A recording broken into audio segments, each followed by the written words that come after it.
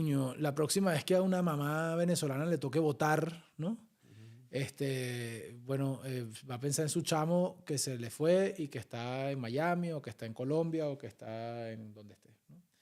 Y va a recordar el hambre y el chamo que se fue y le tocó hacerlo, Y la pasar el gente que cruzó Darién. el Darién. O Va, sea, va a recordar lo que es, o sea, yo creo que el sufrimiento enseña, ¿no?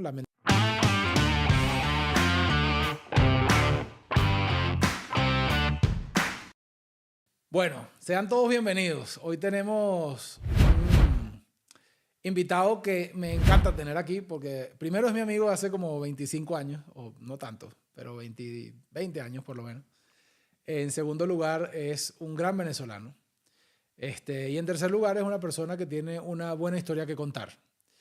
Creo que esta semana van a ver lo que hemos estado analizando sobre lo que ha sido esta lucha por la democracia de Venezuela desde otra perspectiva, porque la persona que tenemos viene de la sociedad civil, no ha participado en partidos políticos, no ha sido funcionario público jamás, pero ha estado detrás de cada campaña, detrás de cada buena causa que usted ha visto y ha defendido probablemente desde su casa, ha estado acompañando Rodrigo Diamanti, que hoy nos acompaña. Rodrigo es, bueno, como el cuento, nos conocimos en la universidad. Rodrigo probablemente es una de las personas que primero me abrió la oportunidad para hacer cosas en la política. O sea, quizás es uno de mis padres políticos, Rodrigo. Puede ser uno de mis padres políticos. Él tenía un par de años más que yo en la universidad, era activista, y yo era un chamito, probablemente 19 o 20 años, y empecé a participar en actividades, mucho antes de lo de RCTV, participar en actividades organizadas por Rodrigo. Rodrigo, desde ese momento en adelante, ha sido fundador de la ONG Un Mundo Sin Mordaza. Esta ONG ha estado, cuando les digo que ha estado en cada causa justa y que ha acompañado el sufrimiento de cada preso político, de cada asesinado, de cada exiliado, es real. Rodrigo ha logrado organizar en el mundo quizás centenas de protestas en favor de Venezuela, en decenas de países.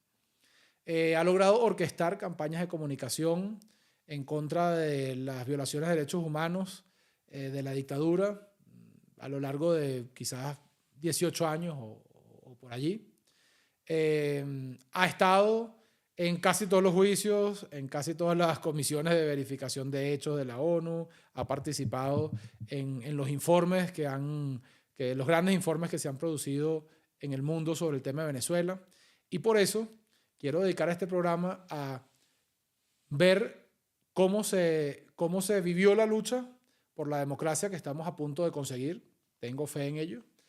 Cómo se vivió la lucha desde la sociedad civil y desde una sociedad civil que le tocó crecer también en dictadura. Rodrigo, bienvenido. Gracias por estar aquí.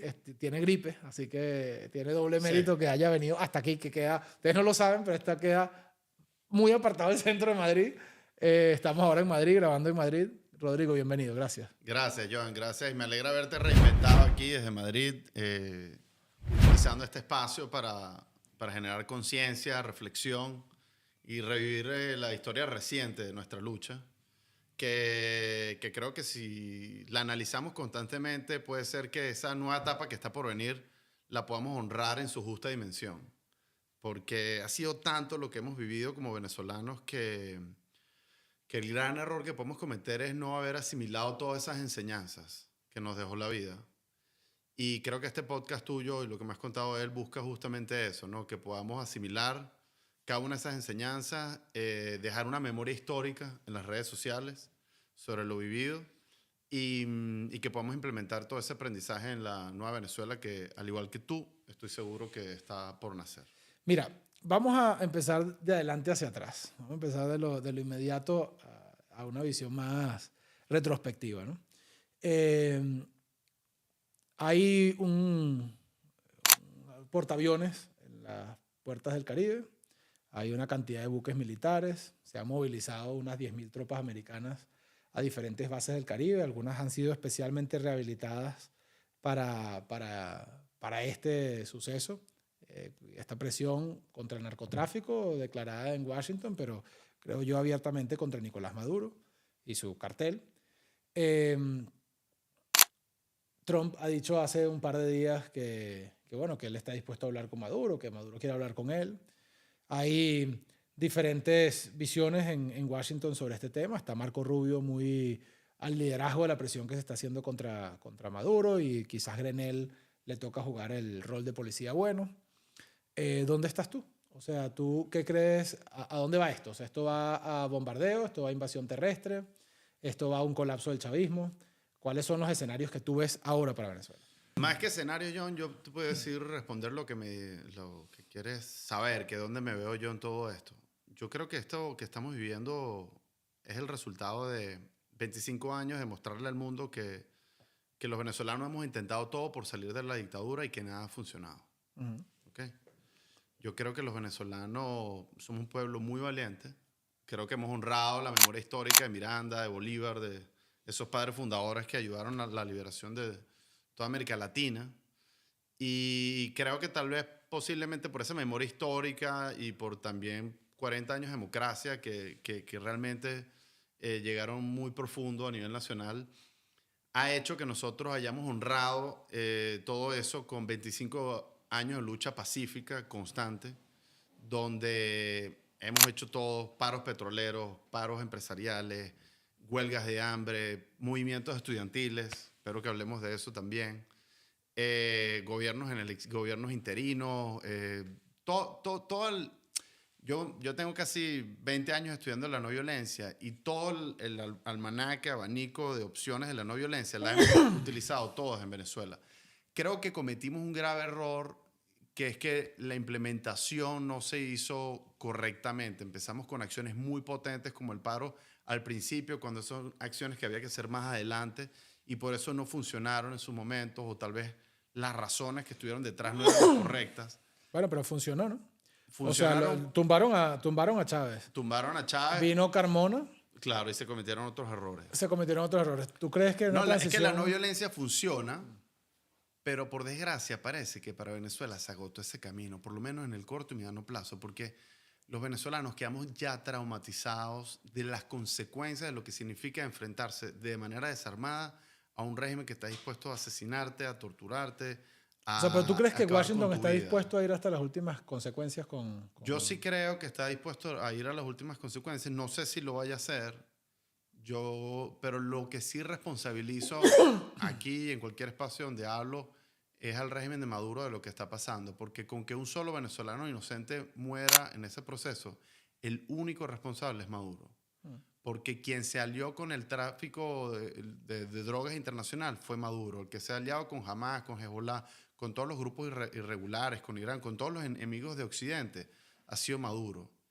Y cualquier cosa que pase hoy en día en Venezuela, y si hay un venezolano inocente que muere por culpa de eso, el único responsable es evidentemente el régimen de Maduro, que además no ganó las elecciones y que ha secuestrado el poder. Y que cuando la gente le sorprende por qué este trato tan fuerte en este momento contra ellos, yo le digo, mira, a Venezuela es como si lo hubiese secuestrado, como cuando un grupo secuestra un banco. Venezuela la secuestraron unos secuestradores. Y ellos no responden al mensaje clásico de no violencia, de paz, de protesta. Mira la presión que hay incluso ahorita afuera de las costas de Venezuela y todavía el régimen no cede. ¿Cómo vamos a pensar nosotros que con la no violencia lo íbamos a poder lograr? Bueno, Venezuela tuvo en el siglo XIX, o sea, para 1902, el bloqueo naval a Castro era el 9º bloqueo comercial y o naval a Venezuela. Algunos fueron bloqueos físicos, otros... digamos, no es primera vez en la historia de Venezuela que Venezuela está cercada. Claro. Por impagos, por intereses comerciales, o creo yo hoy por intereses más bien políticos, ¿no? Creo que los intereses comerciales en Venezuela ya son tan pocos. Hay mucho interés a lo que puede ser Venezuela, pero hoy Venezuela es un volumen de negocio ínfimo y poco representativo como para una invasión. Creo que esto tiene una motivación política, ¿no? Y creo también de seguridad. O sea, yo sí creo que Venezuela es un peligro para la seguridad del continente y no solamente de Estados Unidos.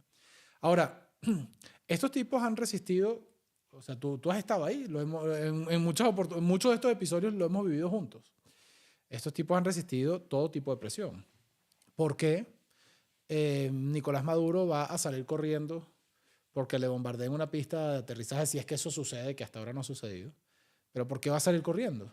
Porque no resiste él y su chavismo, que tienen tanto que perder, porque no van a resistir que le bombardeen 3 instalaciones militares, etcétera, como resiste el gobierno de Irán, como resistió el gobierno de Assad en Siria por 10 años. Es decir, mi pregunta es, ¿los Estados Unidos va a hacer algo en Venezuela? Yo creo que eso está bastante claro. ¿Qué va a hacer? No lo sabes tú, no lo sé yo, no lo sabe nadie, porque el ejército de los Estados Unidos no le va a dar sino a su cadena de mando la información que necesita tener, ¿no? Por seguridad y por seriedad, ningún ejército serio lo haría en el mundo. No te pregunto lo que no puedes responder. La pregunta es, si hay una acción militar en Venezuela, tipo un bombardeo, una extracción, un ataque puntual a algún dirigente como se le hizo a Soleimani en Irán, Diosdado Cabello, Granco, cualquiera de estos que ellos determinen que sea un objetivo, y el chavismo resiste, como ha resistido en Siria, como resistió en Irán, y estos ejemplos que he puesto. ¿Tú crees que los Estados Unidos va hasta la última consecuencia? ¿O tú crees que los Estados Unidos toma su victoria y se va, ¿no? Como hizo en Irán? Bueno, yo bombardeé en la instalación nuclear, eso ya es una victoria, listo, ¿no? Y lo digo porque el año que viene hay elecciones en Estados Unidos. Una invasión terrestre en Venezuela implica algún muerto americano, sin duda. Quizás es 1 a 20, no importa, pero es que ese uno que se muera en los Estados Unidos tiene una implicación electoral en Estados Unidos. Tú vives en Washington, eres un tipo observador de la política. ¿Qué veo yo? ¿Qué hay? Oye, la verdad es que yo estoy seguro que Estados Unidos va a ser muy cauteloso con lo que haga. Yo no creo que ellos vayan a hacer más de lo que necesitan hacer. Y yo creo que por eso se ha tardado tanto este proceso. Yo creo que ellos van a hacer, cualquier acción que hagan va a ser quirúrgica y lo suficientemente contundente para ellos decir, bueno, abonamos en nuestra dirección, y creo que quedará de los venezolanos ver si aprovechan esa oportunidad. Pero no creo que va a ser de una acción de máximo nivel. O sea, ¿tú crees que los venezolanos, o sea, hace falta los venezolanos? Sí. Salgan, es que yo creo que siempre los venezolanos vamos a tener que ser los que nos ganemos nuestra democracia. Puede ser que nos den un empujoncito. Que nos den una ayuda. Una ayuda. Correcto. Que es evidente, ¿no? Y que la merecen los venezolanos desarmados. Es que nos la hemos ganado. Mira, sí. Nosotros nos ganamos el Premio Nobel de la Paz, en parte por el liderazgo María y todo lo que pasó, pero es que es un reconocimiento a 25 años de lucha pacífica. Sí. Y esta ayuda se necesita porque nos enfrentamos a un régimen militar y este es el único lenguaje que ellos entienden. Pero creo que solo se va a necesitar una ayuda en ese sentido para que entienda el sistema, la necesidad de un cambio, pero van a tener que ser los venezolanos los que terminen de lograr esa libertad. Yo no veo que nunca nos vayan a regalar la libertad. Además, te diría, creo que no es ni siquiera bueno. No es porque no nos la merezcamos, pero es que al final la libertad va a tener siempre que estar escrita por nosotros. Las últimas palabras por autoestima, las vamos ¿no? a tener que por poner dignidad, nosotros. por autoestima nacional. Oye, es que solo así es tuya. Si no, no es tuya. Así que... Bueno, eso tiene mucho tanto sentido. de los que están adentro como los que están desde afuera. Yo sé que es fácil hablar esto desde afuera, pero tú y yo no estamos adentro no porque no queremos. Ni porque no hayamos salido a marchar, a protestar, etc. No estamos adentro porque no podemos, porque estaríamos presos y no le damos... ¿Cómo puedes ayudar a un país desde la cárcel? No podemos tener esta opinión. Y eso a veces la gente no lo entiende. Dice, oye, es muy fácil hablar desde afuera. Le dice, no, pero es que yo nunca me quise ir. O sea, nosotros solo nos fuimos cuando era 100% seguro que si no hacíamos algo o podíamos estar muertos o presos. Y eso era lo peor que le podía pasar a la lucha. Porque la lucha se pierde cuando sus líderes desaparecen. Desaparecen del Eso juego. que tú dices, volviendo al tema de la participación de Venezuela, tiene mucho sentido. De hecho, cuando los Estados Unidos bombardeó Irán recientemente, a mí me llamó poderosamente la atención, creo que es la única vez que lo he visto, en mi tiempo de vida al menos, la locución de Netanyahu diciendo, refiriéndose a los iraníes, al pueblo iraní, diciendo, bueno, mira, acabamos de bombardear, es el momento en donde están más débiles, salgan a la calle y hagan su trabajo, ¿no? Bueno, en Irán eso no sucedió. Yo tuve la oportunidad de preguntarle. Tal vez no era el mejor vocero para hablarle al Sí, pueblo que iraní. muy probablemente no era el mejor vocero para hablarle al pueblo iraní. Muy probablemente yo le he preguntado a dirigentes iraníes de oposición por qué no salieron a la calle. Bueno, ellos tienen su visión sobre las divisiones internas de la oposición, sobre la desarticulación, cosa que los venezolanos no tenemos, ¿no? Venezuela está mucho más equipada, tiene un liderazgo aglutinador, tiene una sociedad dispuesta a movilizarse. Hace solo un año se movilizó 70% de la población para votar. O sea, Venezuela tiene unas condiciones mucho mejores que esas, ¿no? En Venezuela no va a salir el hijo del Shah de Irán como salió después de 40 años desde Suiza, no sé dónde estaba. No, o sea, en Venezuela hay un liderazgo actual, vigente, quizás más vigente que nunca, que es el de María Corina, ¿no? Entonces incluso venerado internacionalmente. O sea, Sí. hay que ver que nuestros líderes hoy en día son como Hay un unos héroes reconocimiento a la lucha, ¿no? Sí. So, bueno, yo coincido contigo en ese tema. Ahora bien, no sabemos, bueno, nadie puede decir lo que va a pasar. Como hemos dicho al principio de esta pregunta, yo creo que la cosa va bien. Yo genuinamente creo que hay una gran esperanza de que Venezuela vaya al cambio. Ahora, el cambio, hay quien ve el cambio con ojos irreales, ¿no? O sea, y hay quien ve, y yo quisiera, porque entiendo que la luna de miel puede durar poco, ¿no? Yo quisiera que los venezolanos tuviésemos más conciencia de los sacrificios, del tiempo y del proceso que va a implicar recomponer Venezuela. ¿Cómo ves tú Venezuela, digamos, en 6 meses y cómo la ves en 6 años, ¿no? O sea, es decir, ¿qué se puede lograr y qué no? ¿Qué es esperable? ¿Qué es realista? Sí. ¿Cómo lo ves, no? Mira, yo creo que esa es la pregunta más importante, porque si bien no sabemos cómo va a terminar ser este último capítulo, hay algo que se hace más evidente, que es cómo va a ser el próximo capítulo de Venezuela. Yo creo que Venezuela es un país que está completamente unido. Hay como un 80, casi 85% que está con María Corina, con el mundo, que quiere la democracia. Y ese otro 15%, ¿sabes? O está confundido, o simplemente está por interés con el régimen, etcétera. Pero estoy seguro que cuando cambien las circunstancias, incluso ellos también van a pasarse un porcentaje importante a esta nueva postura, ¿no? De recuperar la democracia. No hay casi ningún país del mundo que tenga ese mismo nivel de unidad en una misma dirección. No hay. O sea, Estados Unidos está completamente dividido 50-50. Y la mayoría de los países les pasa lo mismo, España, etc.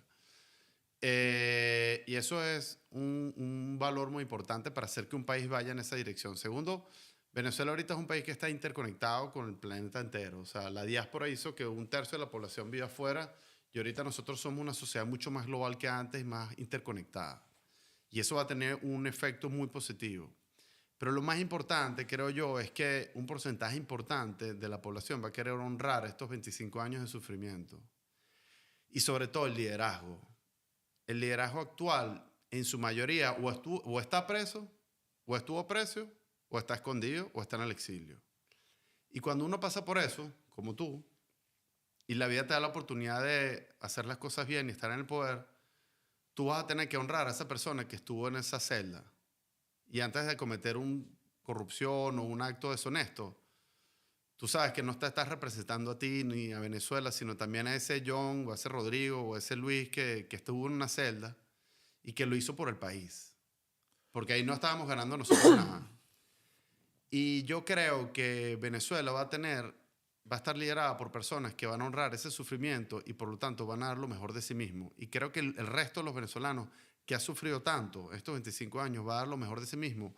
Y además creo que ya aprendimos la lección de que está regalando el dinero del petróleo, que está ayudando por ayudar, o sea, despilfarrando el dinero en la política, no sirve de nada. Yo creo que María Corina vino a recordarnos que las cosas nos las tenemos que ganar, que lo regalado no sirvió de nada y que hay que hacer las cosas bien, con transparencia, con meritocracia, pero sobre todo de manera honesta. Yo creo que la lucha contra la corrupción tiene que ser el pilar fundamental de esta nueva etapa. Y yo creo que eso va a hacer que nosotros logremos honrar estos 25 años. Nosotros vamos a poder crear un Estado con el mínimo nivel de corrupción que tal vez haya existido en el continente, y estoy seguro de eso. Y yo sé que suena difícil, pero viendo quienes lideran el país, estoy seguro que va a ser así. Y segundo, creo que además nosotros vamos a ser la única república que va a renacer luego de que se inventó, por ejemplo, la inteligencia artificial. nosotros vamos a ser la única república en la historia que van a ser en un contexto con un acceso a la tecnología que nunca había existido, donde cada ciudadano tiene un celular, donde cada ciudadano puede tener acceso, existe el blockchain, existen maneras tecnológicas para que la gente interactúe con el Estado directamente. Nosotros vamos a tener que tal vez cambiar el modelo político que tenemos. No sé si vamos a pasar a un sistema presidencial o un sistema parlamentario, pero nosotros vamos a tener que hacer un cambio tan profundo que nos ayude a recordar siempre por qué hicimos ese cambio. Y diremos en el futuro, no, nosotros pasamos ese modelo a este otro porque vivimos una terrible dictadura que separó un tercio del territorio, que creó la peor crisis migratoria del planeta, que tuvo los peores crímenes de lesa humanidad que haya conocido el continente. Y yo creo que, y creo no, todo eso va a pasar. Así que yo creo que los venezolanos estamos a punto de tener una especie de renacimiento latinoamericano. Porque vamos a tener la tecnología que nunca había existido. Vamos a tener un sufrimiento que vamos a honrar y por lo tanto vamos a dar lo mejor de nosotros. Nuestros líderes van a ser unos líderes que pasaron por lo peor de las peores circunstancias, tortura, las personas que están en la cárcel, hay personas que tienen casi 20 años secuestradas en una cárcel en Venezuela. Ahora, tú hablas de liderazgo y de honestidad. Me encanta y comparto contigo el honrar el sufrimiento. Yo creo que la sociedad, no solo los líderes, yo creo que la sociedad venezolana, o sea, yo creo que, coño, la próxima vez que a una mamá venezolana le toque votar, ¿no? Va a pensar en su chamo que se le fue y que está en Miami o que está en Colombia o que está en donde esté, ¿no? Y va a recordar el hambre y el chamo que se fue y le tocó pasar el Darién. Va a recordar lo que es, o sea, yo creo que el sufrimiento enseña, ¿no? Lamentablemente. Creo que para tomar el tema de la institucionalidad, ¿tú sabes quién creo que va a ser importante en la nueva democracia? Alguien como Mercedes Freites. Absolutamente. Porque es quien ha estudiado todo el tema de la transparencia. Y yo creo que justamente es cómo institucionalizar un proceso que garantice la transparencia. Y volvemos al tema de la tecnología. Hoy en día, todos los contratos, todo lo que ocurre con el Estado se puede publicar en las páginas web y la gente puede tener acceso. Hoy en día puede haber un nivel de auditoría espectacular que incluso un programa de una ONG que con inteligencia artificial te puede sacar en menos de un día dónde están los casos de corrupción, dónde no están, si realmente tienes un sistema que te garantice ese nivel de exposición. Por eso te digo, mira, nosotros tenemos las personas adecuadas para querer tomar las decisiones que hay que tomar. Y sobre todo, no le debemos nada al establishment anterior. No. Porque la mayoría de las empresas y toda la gente que se ha relacionado con la dictadura va a pasar a un segundo nivel, porque ellos son personas que estuvieron trabajando y beneficiándose de un sistema que creó la peor emergencia humanitaria de la historia de Venezuela, que creó la peor crisis migratoria, que comete crímenes de lesa humanidad.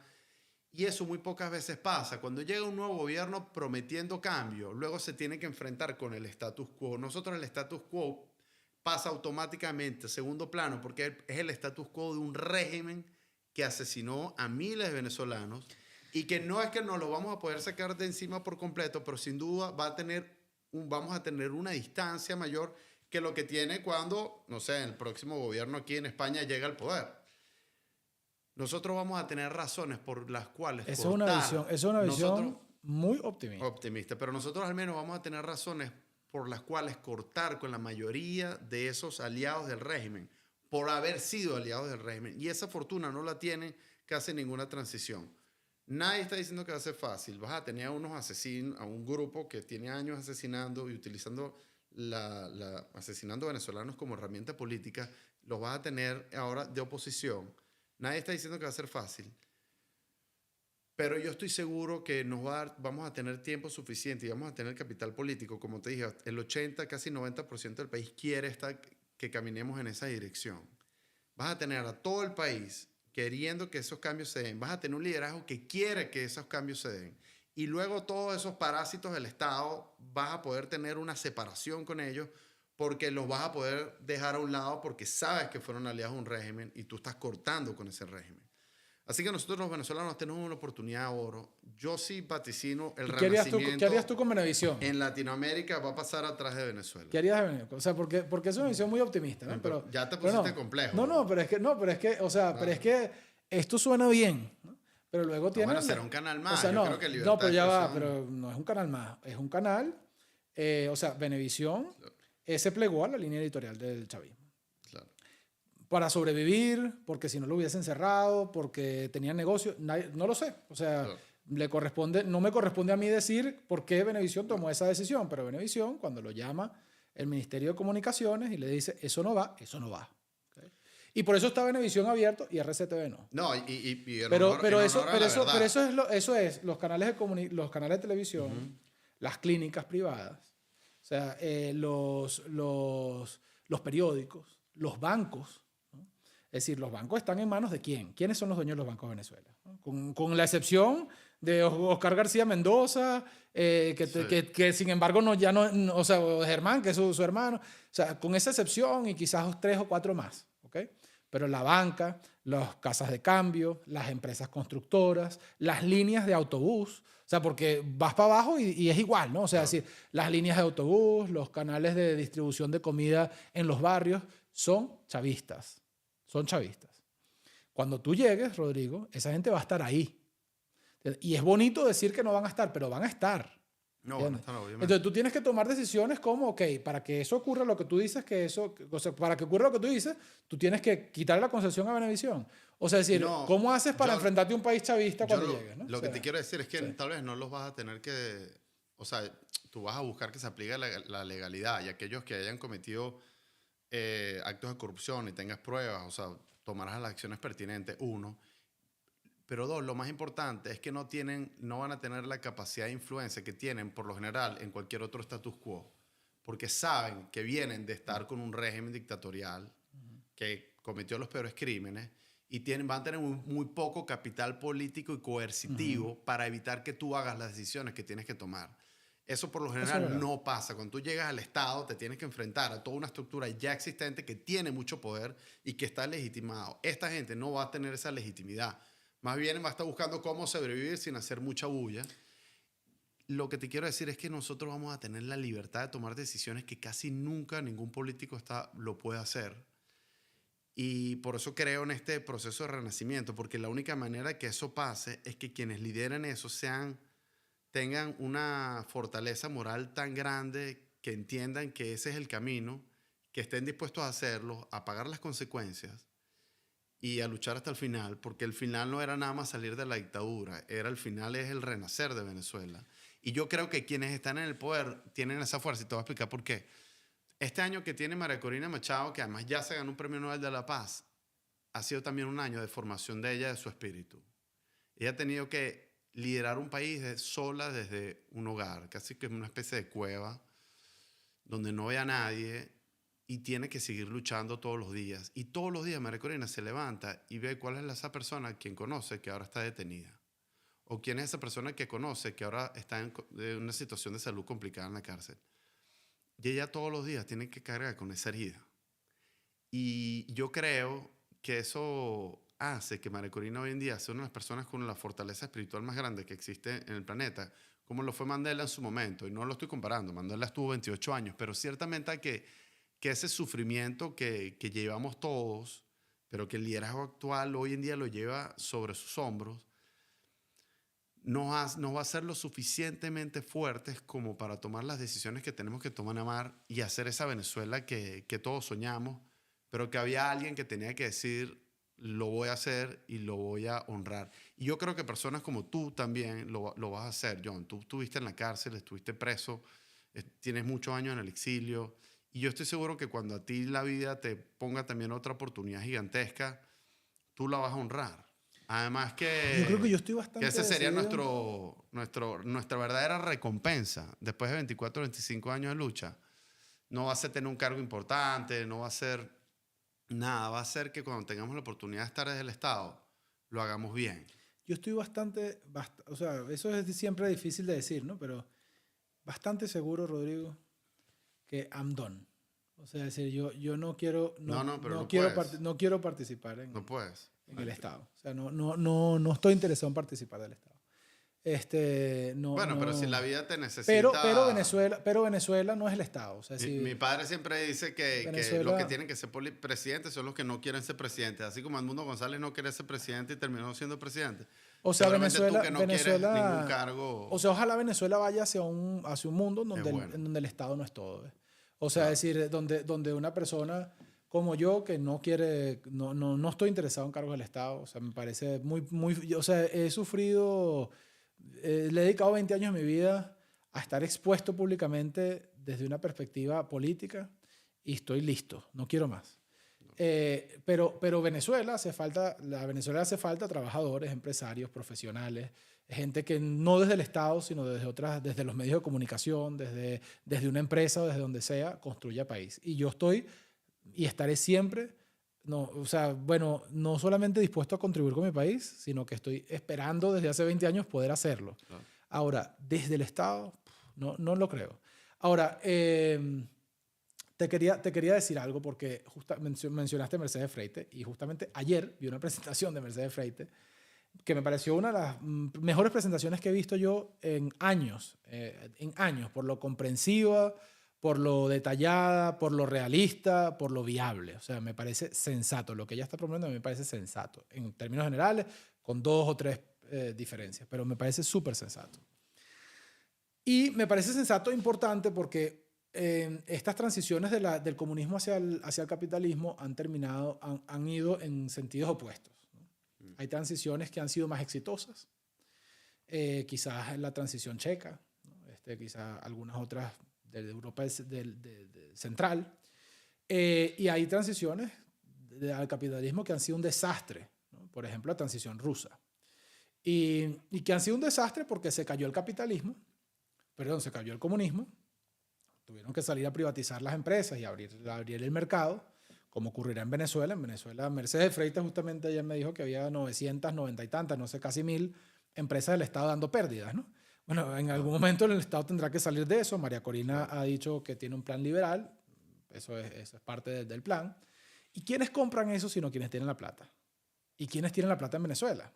Entonces, ¿qué pasó en Rusia? En Rusia, bueno, los que se hicieron dueños del capitalismo ruso eran gente como Putin, que venían de la KGB, gente que venían de trabajar en el Estado, que eran los que tenían el dinero, y compraron los medios de producción y se hicieron dueños del capitalismo y hoy son dueños de Rusia. Esas oligarquías son dueñas de Rusia. Y eso no solo pasó en Rusia, pasó en diferentes países. En Ucrania tuvieron ese problema muchos años y otros. Bueno, en Venezuela comprar una estación de radio en un pueblo hoy puede costar $30,000, $50,000. 5,000 chavistas tienen $50 millones hoy en Venezuela. O sea, no sé si entiendes. O sea, y esos tipos se van a trincherar en las radios, en los mercados, en los bancos. Toda la banca de Venezuela hoy puede costar $400 millones, $500 millones máximo, siendo muy optimista. Bueno, yo estoy seguro que por lo menos 15 chavistas tienen eso, ¿no? O sea, o el doble de eso. Entonces, ¿cómo hace un país? O sea, es decir, yo te escucho y escucho a María Corina y tal, y me suena espectacular. Y me suena realmente espectacular. Y digo, oye, ojalá el mundo fuese así. ¿Entiendes? Ojalá eso fuese posible y ojalá sencillamente aquí cortamos, todos los que estuvieron con el chavismo no existen y tal. Pero es que resulta que los que tienen la plata, claro, los que van a utilizar, porque además un buen abogado te enmascara esa plata, van a comprar bancos, van a comprar tal, van a comprar estaciones de radio, van a comprar televisoras. Bueno, Cisneros, no me lo quieres responder. O sea, ¿vas a cerrar Venevisión, sí o no? Entonces, okay, entonces, claro. Entonces lo que no tienes que cerrar nada, menos que descubras. Pero tú entiendes que, entonces, bajo esta lógica, delicado, como o sea, lo lógico, porque claro, sería muy absurdo ya cerrar Venevisión, ¿no? O sea, claro, imagínate, ahora entonces vamos a cerrar Venevisión. Absurdo, o sea, una cosa, digamos, coño, tanto nada para morir en la orilla, ¿no? O sea, tanto nada para... eso no está planteado. Ok, pero bueno, así como es eso, va a haber 2,000 personas con $50 millones comprando cosas en Venezuela. Inmuebles, bancos, etcétera, etcétera. Bueno, yo creo que esa pregunta es más para Mercedes Freite que para mí como defensor de derechos humanos. Se la hice. Ay, ¿qué dijo? Bueno, ella tiene una respuesta muy buena y muy honesta. Okay. No es una respuesta perfecta para eso, pero ella tiene toda una serie de mecanismos para lograr mecanismos antilavado de dinero, mecanismos de transparencia, mecanismos que por supuesto no son perfectos, pero te reduce, filtra, por supuesto. O sea, es decir, pero lo que justamente pero nunca va a ser perfecto, pero lo importante es que sea lo suficientemente grande para que el paradigma cambie. Y el paradigma del Estado y cómo se comporta la gente del Estado y nuestra relación mayoritariamente con empresas y con todo lo que tiene que ver con el Estado cambie y se convierte en un sistema transparente, auditable, donde la gente se entere de lo que está pasando para que reclame cuando no estén pasando las cosas bien, para que en el momento que te enteres que esa persona que compró esa radio resulta que estaba vinculada al narcotráfico, busca las ONG de derechos humanos como Sin Mordaza o Defiende Venezuela o Provea, ve los crímenes de lesa humanidad con los cuales está atado a esa persona para que entonces retrocedas esa transacción. Es decir, aquí también, y lo tomo con esto, hay un tema importante que es la memoria histórica de lo vivido. Aquí vamos a tener que hacer toda una investigación muy profunda de todos los delitos que se cometieron todos estos años, y ese proceso de justicia va a ir, tiene que ir, y va a tomar muchos años también. Aquí vamos a tener que hacer un proceso de reparación de las víctimas, vamos a tener que honrar a esas personas que perdieron a sus hijos, a sus familiares queridos en las protestas, que fueron asesinados por los cuerpos del Estado. Y ese proceso de justicia nos va a ayudar justamente en ese proceso de transparencia. Yo sí creo que todo eso va a pasar. Y yo no creo, yo estoy seguro. Porque ese es el nivel de honestidad, o ese es el nivel de compromiso que hay en quienes lideran hoy en día en Venezuela. Y te lo juro que si alguno de ellos no estaba en ese nivel, después de pasar 1 año, 2 años en la cárcel, como le ha tocado mucho a los dirigentes políticos que van a estar en la nueva etapa, estoy seguro que ese es un nuevo nivel de compromiso. No sé, un Jesús Armas, que es una persona que es amigo nuestro, que también empezó en política con nosotros, que queremos muchísimo y que admiramos profundamente. Si Jesús antes era un paladín de la honestidad y de la transparencia y la lucha por libertad, o sea, yo no me imagino que el nuevo Jesús que va a salir de la cárcel. Es que no lo puedo ni siquiera dimensionar, porque ya casi que era perfecto. Para mí era perfecto ser un activista completamente honesto, hacía las cosas por Venezuela, pero estoy seguro que el nuevo Jesús Armas que salga de la cárcel va a ser una persona a quien yo voy a seguir, y completamente admirable. Y así Perkin Rocha y así muchos otros líderes que están ahorita en la cárcel. Pero Rosales estuvo en la cárcel. Yo sé, pero bueno, Rosales negoció su salida, su entrada al país. O sea, la cárcel no dignifica a todo el mundo. Él no la aguantó y pasó por Leopoldo eso. López estuvo en la cárcel. Bueno, yo creo que Leopoldo Capriles estuvo en la cárcel.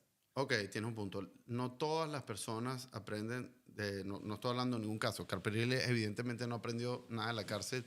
Ceballos pareciera que, no sé qué le pasó a Ceballos, pero sin duda que se fue por el lado equivocado. Pero yo sí creo que la mayoría de las personas que están ahorita con María Corina, que María Corina tiene muy buen olfato, este periodo de la cárcel lo que hace es que entiendan el drama de lo que está viviendo Venezuela. Porque tú, si no has perdido un hijo, no sé, yo cada vez que saludo a los papás de los Pernaletes o cualquier otra persona que ha perdido un hijo, ahí es cuando ves en sus ojos el drama de lo que significó la dictadura para ellos. Porque ellos nunca van a poder recuperar a ese ser querido. Y yo creo que lo único que se puede acercar a ese sufrimiento es pasar este periodo en la cárcel. Es lo único que te puede hacer sentir que cuando recuperes la democracia, tú tienes que honrar a la gente que más perdió. Y los que más perdieron fueron las personas que asesinaron, las personas que perdieron su vida al Darién, las personas que murieron por falta de medicina.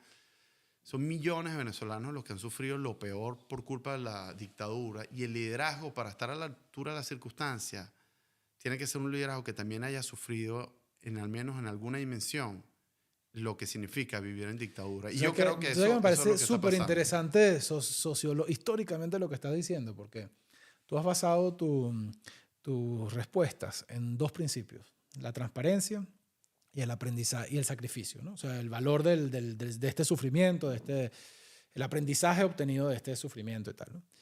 Y tú sabes que son casualmente los 2 grandes drivers de la política venezolana republicana desde 200 años. O sea, no hay presidente en Venezuela. Creo que quizás me equivoque con algunos, pero creo que no me equivoco. O sea, en todo el siglo XX no hay, por lo menos después del gomecismo, no sé si Gómez estuvo preso, lo desconozco, pero por lo menos después del gomecismo, y que terminó todo el gobierno de los andinos, no hay uno solo que no haya estado preso. Claro. O sea, todos estuvieron presos antes de ser presidente. En el siglo XIX eso es más o menos verdad. La mitad del siglo XIX o más de la mitad del siglo XIX estuvo gobernado por aquellos que habían ido a la guerra de la independencia, ¿no? O sea, así los Monagas, así Páez, entre otros muchos, ¿no? Sublet, entre otros. Y posteriormente estuvo gobernada por quienes ganaron la guerra federal, porque Guzmán Blanco y sus acólitos, que fueron presidentes más o menos interinos o más o menos puestos allí por él por 50 años o por 40 años, fueron vinculados a la guerra federal. Ahora, Venezuela siempre le ha demandado como valor principal el sacrificio a sus líderes, cosa que no es así en otros muchos países. O sea, es decir, Venezuela siempre ha visto a sus líderes como una especie de héroes, como una especie de mártires, Sí. ¿no? Y de pronto España no, ¿entiendes? O sea, de pronto España, bueno, un líder español... Tenemos una conexión con lo heroico, ¿no? Desde nuestro nacimiento. Sí, y yo no sé si es buena. Por Bolívar. Y yo no sé si es buena. ¿Entiendes? Porque, Bueno, porque terminamos pero edificando... ¿no? Sí, pero es que yo no sé si es buena por lo siguiente, porque terminamos deificando a los héroes Sí. de turno, Sí. entregándoles todo el poder 100%. bajo este tema de que son héroes, ¿no? Y este sí es bueno, ¿no? Y el poder absoluto corrompe. Y el poder absoluto corrompe absolutamente. Sí. Entonces, nosotros tenemos esa tendencia, ¿no? Sí, claro. Es decir, tenemos la tendencia de... O sea, yo no recuerdo, o sea, porque es que de Chávez se decía lo mismo que de María Corina. Ojo, pero- yo quiero decir una cosa. Yo quiero decir Sí, una cosa no, porque yo sé. estoy haciendo un poco el abogado del diablo a efectos de la conversación. Yo Total. estoy absolutamente convencido, o sea, firmo en el cielo hoy una raya en el cielo que María Corina no es Chávez. O sea, si yo no estoy diciendo... no. Pero se decía lo mismo, ¿entiendes? O sea, Pasa que Chávez lideró dos golpes de Estado Sí. donde murieron más de 100 venezolanos inocentes. Y ya eso lo coloca en otra dimensión, ¿no? Cuando tú estás dispuesto a asesinar y utilizas la muerte como una herramienta política, te pone un sistema de conciencia mucho más bajo, muy inferior. María Corina ha demostrado que incluso ella, la única razón por la que no hubo miles de asesinatos después de las elecciones es porque María Corina no lo permitió. Y no porque la gente no quería salir a la calle. Pero ella dijo, no es por ahí. No es por ahí. No más sufrimiento para mi pueblo. Y yo creo que ella ha tomado las decisiones correctas, pero eso la pone a ella en un nivel superior de conciencia. Ella entiende que cualquier camino no está justificado. Y que ya, sobre todo, que ya hemos sufrido lo suficiente. Nosotros venezolanos ya sufrimos lo suficiente. Nosotros no tenemos que sufrir más. Y por eso que yo creo que está buscando otras rutas y las está consiguiendo. Y creo que la vida se lo está reconociendo ahorita con el Premio Nobel de la Paz y sobre todo con el nivel de apoyo que tiene popular hoy para una persona que está escondida en una casa, no solo de los venezolanos, sino del mundo entero.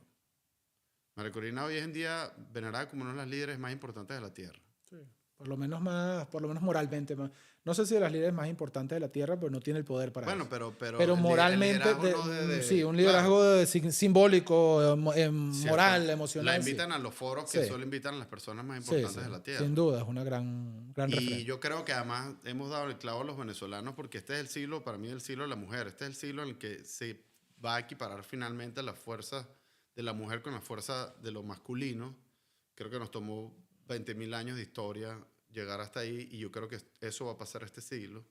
Y Venezuela está siendo pionera y líder en eso porque es un proceso que está siendo liderado por una mujer. Y yo creo que ese es el cambio de paradigma de este siglo. Y no más bien vamos tarde, porque bueno, tenemos porque 20.000 años tarde, ¿no? pero es que Brasil ha tenido presidenta, Chile ha tenido presidenta, Argentina ha tenido Sí. presidenta, Costa Rica ha tenido presidenta, México tiene presidente, es decir, o sea, presidentas. Sí, pero yo creo que el O sea, liderazgo... Venezuela no va más bien retrasado en ese proceso. Va tarde, pero va con la persona adecuada. Y no es Ya. por idolatrar a María Corina. Hay muchas mujeres que pierden incluso su feminidad para poder llegar al poder. Y yo creo que María Corina es un excelente ejemplo de cómo mantener esa energía femenina correcta de madre protectora, no ceder ante lo masculino e igual sobrevivir en un sistema completamente controlado por los hombres. Yo creo que a Venezuela le hacía falta como esa figura materna que la liderara.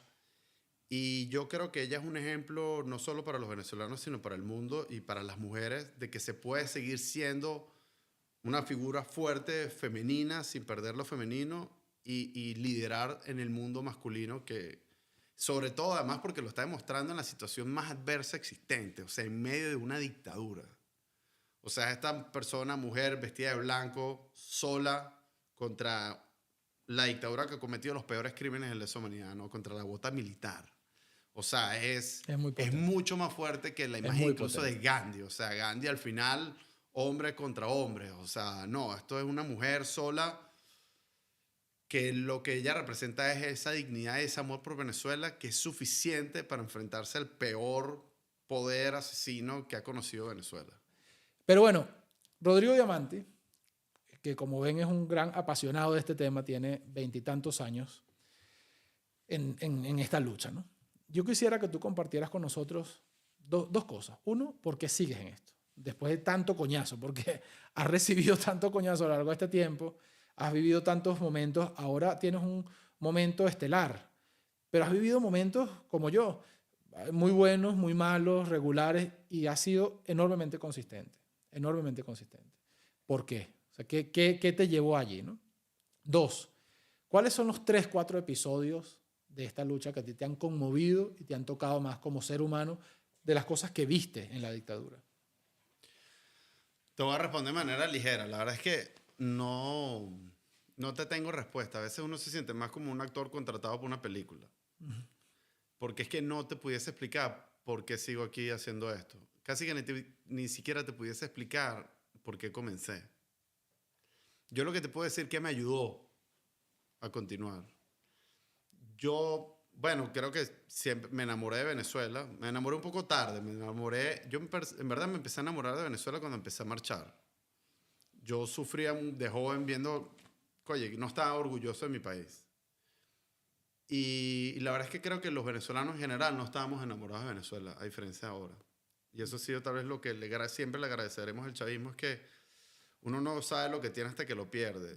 Y una vez que perdimos a Venezuela fue que nos dimos cuenta de lo valiosa que era y lo mucho que la amamos. Yo me enamoré comenzando a marchar a los 18 y porque también uno se enamora de aquello por lo cual lucha. Y después de haber luchado por un buen tiempo, no había vuelta atrás. Pero la otra cosa que me ayudó mucho fue pensar que este era el año. Yo siempre he pensado, no, este año ya tenemos que salir de esto. Y yo siempre he estado enamorada de esa idea.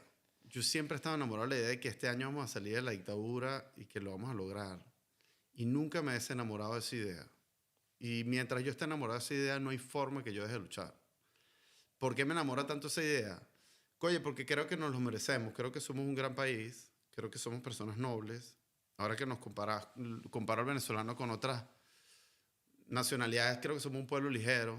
Creo que tenemos mucho que enseñar en términos de cómo ser felices en la dificultad.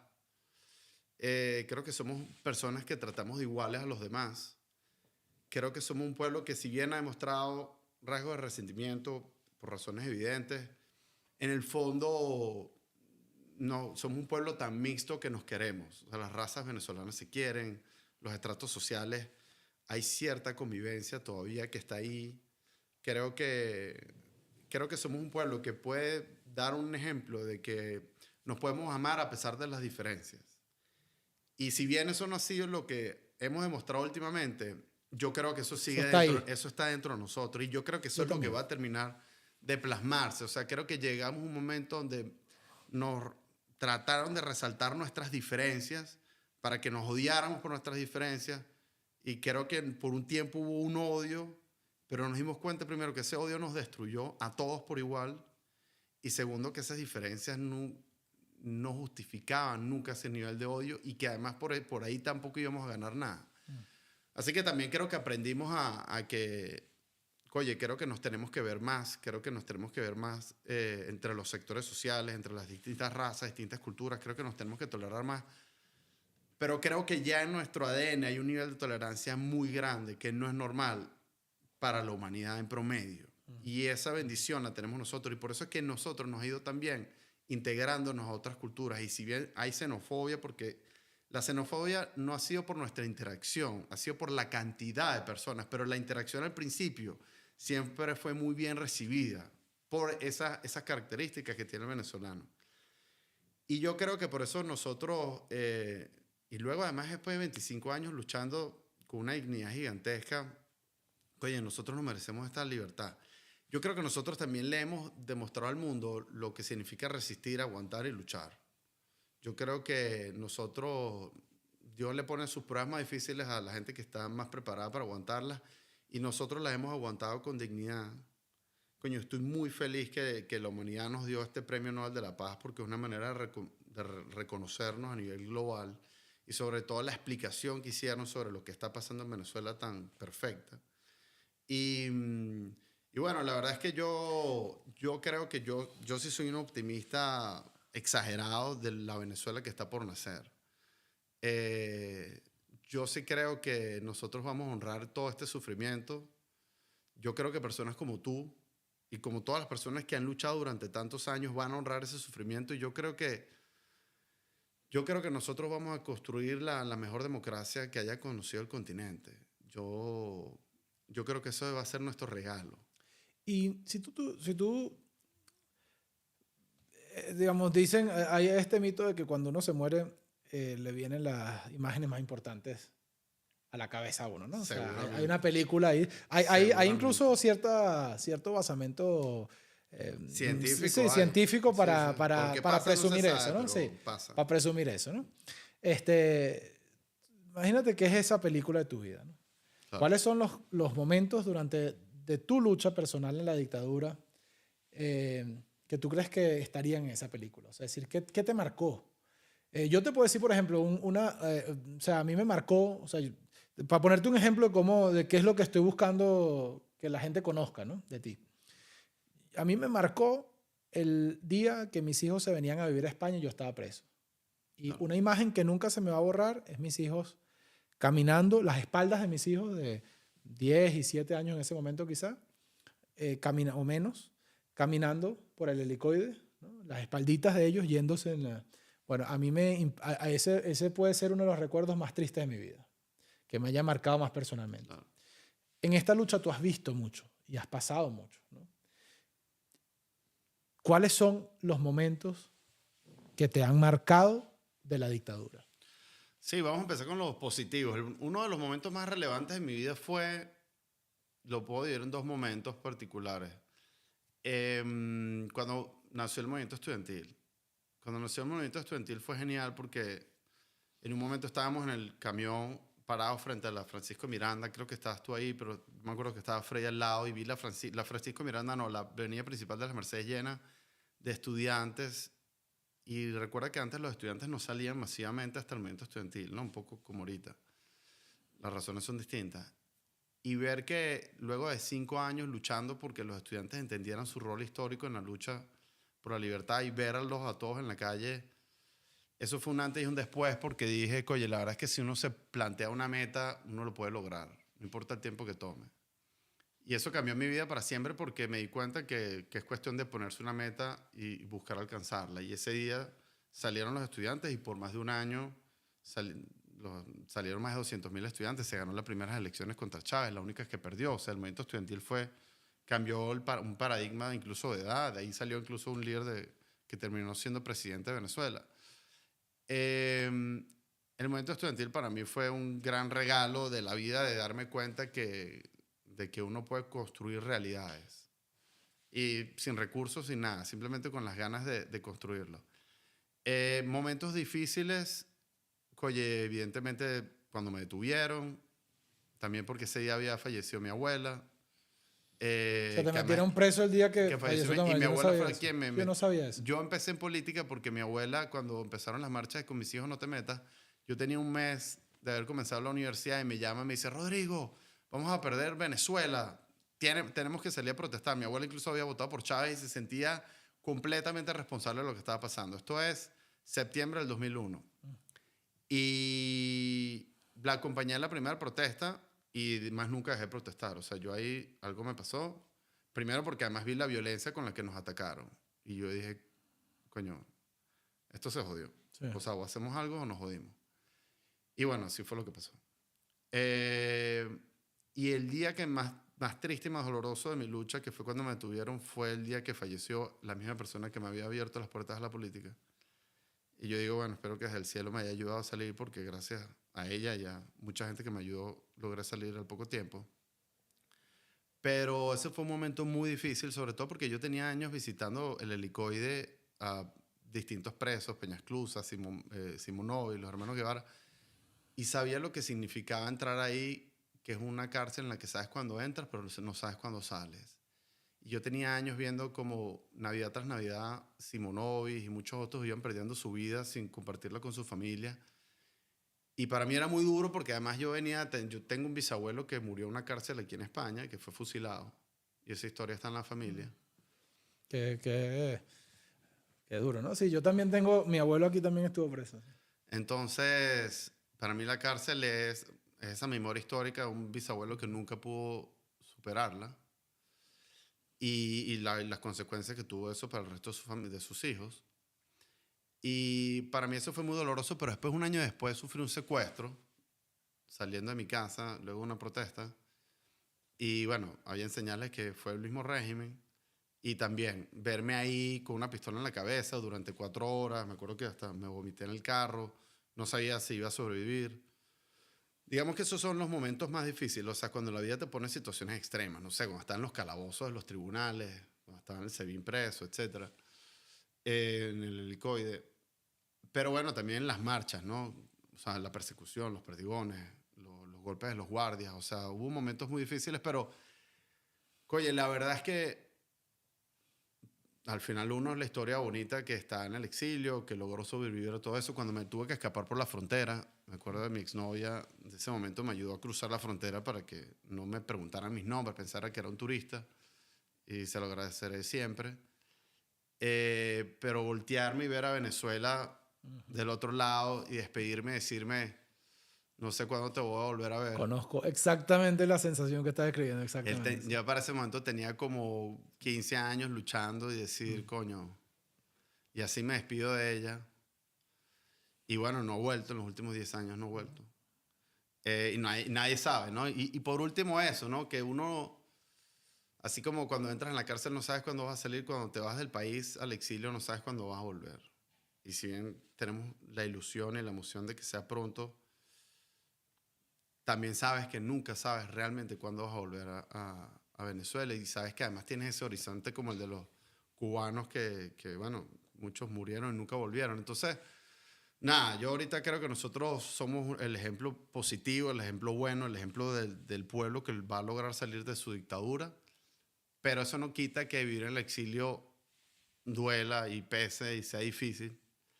Pero bueno, yo creo que al final todo eso te forma el espíritu, y yo le doy gracias a Dios por todo lo vivido, porque lo he podido sobrevivir. Y creo que si uno logra integrar todas esas heridas... bueno, otro momento muy difícil fue cuando el 11 de abril yo ayudé a una persona que le dispararon en la pierna, la cargué, y cuando me volteo me dice mi amigo, mira, ¿viste a la persona que le dispararon? Y cuando me volteo había una persona asesinada justo en el lugar donde yo estaba unos minutos antes. Y ese día también cambió mi vida, porque en ese momento me di cuenta que yo pude haber sido él exactamente, porque yo estaba justamente ahí. Entonces el resto de mi vida dije, yo tengo que honrar a esa persona. Yo no sé si esa persona iba a ser el próximo presidente de Venezuela, pero yo necesito honrarlo a él y a mí, que sigo vivo. Así que entre esos eventos y una vez que hice un juramento por idea de Gustavo Tobar, que fuimos al Panteón Nacional, hacer un juramento, un grupo de jóvenes que nunca íbamos a dejar de luchar hasta ver a nuestro país libre.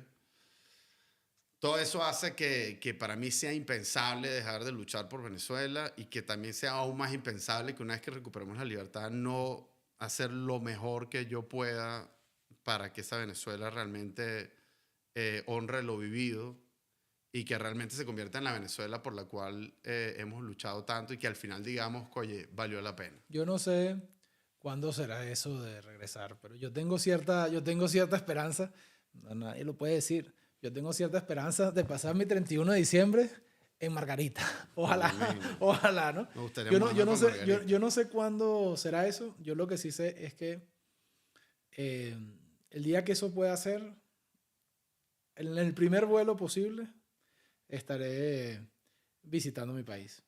Y estaré disfrutando mi país. Y disfrutando la libertad que tanto nos ha costado. Para mí ha sido, esto se ha hecho largo, más largo de lo habitual, pero para mí ha sido un verdadero placer compartir este espacio contigo. Tú eres una persona con la que yo tengo 90% de coincidencia en mi vida. O sea, tengo mucha fe en ti. Espero que creo que te lo mereces también. O sea, políticamente, o sea, no personalmente, tal. Yo creo que políticamente te mereces una oportunidad de servir y de materializar las cosas por las que has trabajado. Espero de corazón que veamos hacia atrás en unos años y hayamos tenido una transición exitosa, una transición inclusiva y una transición hacia un país más limpio en general. O sea, más limpio, incluso más descargado emocionalmente, hacia un país más ligero, más... Energéticamente o sea, hablando un también. país, o sea, Más yo, venezolano, más venezolano. más venezolano. Yo quisiera ver a Venezuela. Ojalá Venezuela se parezca más A a Venezuela. un matrimonio venezolano, ¿no? Claro. Que a una cárcel venezolana. Por ese país de celebración y por ese país por el que hemos peleado, te agradezco mucho lo que has hecho, señores. No lo pierdan de vista. Rodrigo Diamanti, muchas gracias a ustedes también por acompañarnos el día de hoy. Y bueno, quizás nos vemos en Venezuela para celebrar el Año Nuevo. Ojalá. Hasta luego, Rodrigo. Gracias, Johnny. Gracias porque además tú también nunca has dejado de luchar. Desde aquella vez que estábamos juntos en la Católica y que nos fuimos juntos a una reunión en la Central, más nunca dejaste de luchar. Y has vivido cosas que muy pocas personas han vivido, mucho sufrimiento, y ahí estás de pie, y sigue siendo una luz de conciencia en un país que está despertando justamente desde ahí, desde la conciencia. Así que te agradezco tu lucha. Señores, hasta la próxima. Muchas gracias.